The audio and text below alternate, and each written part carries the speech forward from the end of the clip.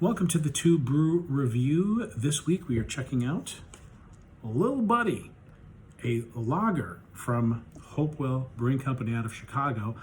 So this month is Women's History Month, and I started looking up to see women's involvement in brewing operations, and it turns out there are hundreds, if not over 1,000 breweries throughout the country that are owned by women. And in my unofficial observations, when I do manage to get out and see some of these brewing operations and brew pubs, I do see more women who are involved in the production of the beers. So and I'm all for it. So more is better. So ladies, keep making great beers. So this is a woman-owned brewery out of Chicago, Hopewell. I think they've been around for about 4 or 5 years. First time I've ever had them, so I'm excited to dig into this. This can is like an 8-ounce can, so it's nice for a quick tasting. Not too much info on the can because there's not much space, but 4.2% ABV, so a very sessionable beer, and it says that it's a lager.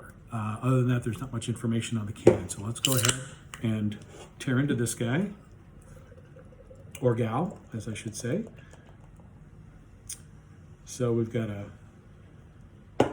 really nice, effervescent, straw golden yellow color. It's very clear, really big, rocky, off-white head, and very fizzy, highly carbonated. So a beer that looks a lot like a Euro or American style lager. So let's give it a sniff. Yeah, getting bready and definitely some yeasty aromatics in there, and also getting a lot of the like the CO2. I can smell the CO2. It's really nucleating and dissolving in the beer. So getting a lot of the CO2 gas, but mostly malty, bready aromatics. Cheers.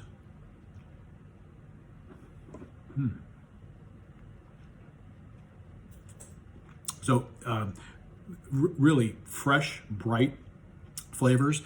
Getting the grain, a little bit of sweetness, almost like a slight creamed corn sweetness, and it does have a really nice kind of floral hop bite as it works its way onto the palate. So we're getting some good balance in there. Yeah, really nice. The flavors are subtle, but they're there. Grainy, got some hop bite lurking, a little bit bready and yeasty flavor in there as well. It's a very light-bodied beer. It's very crisp. The hops and the carbonation really kind of lend to that nice dry finish.